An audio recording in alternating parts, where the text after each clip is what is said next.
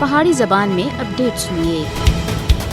کشمیری عوام دنیا وچ بدترین بھارتی ریاستی دہشت گردی دا سب سے زیادہ شکار ہے۔ بھارت وچ بی جے پی دے برسر اقتدار آنے تھی بعد تھی مقبوضہ جموں کشمیر وچ بھارتی ریاستی دہشت گردی اپنی انتہا کو پہنچ چکی ہے۔ مودی کشمیر دے رہن والوں کو محکوم بنانے دے واسطے ہر طرح دے جبر دا استعمال کر رہا ہے۔ مقبوضہ جموں کشمیر وچ بھارتی صفاقاں دے ہاتھوں ماورا عدالت قتل، گرفتاریاں، تشدد اور خواتین دے نال دستدرازی ہر دن دا معمول بن گیا ہے۔ مودی سن اپنی درندہ صفت فوج کو کشمیری عوام کو مارنے، معذور کرنے اور گرفتار کرنے دے واسطے بے لگام اختیار دے دیتے ہیں۔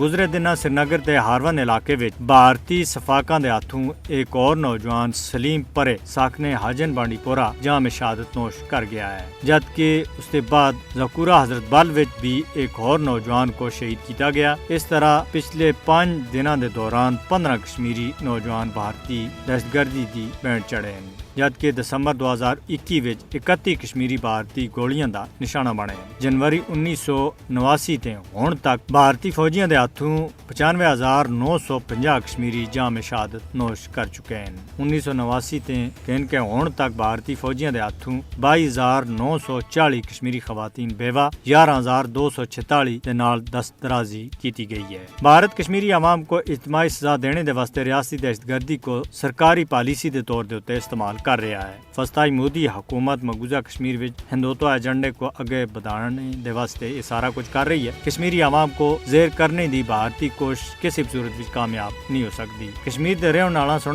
آزادی دے حصول دے واسطے ہر قربانی دینے دے واسطے پرعزم ہے اور آج بھی قربانیاں دی لازوال تاریخ رقم کر رہے ہیں۔ مقبوضہ کشمیر وچ بھارت دی جاری ریاستی دہشت گردی پورے خطے دے امن دے واسطے بہت بڑا خطرہ ہے۔ عالمی برادری کو مقبوضہ جموں کشمیر وچ بھارتی ریاستی دہشت گردی دا نوٹس کرنے اور اہل کشمیر کو بچانے وچ اپنا کردار ادا کرنا چاہیے۔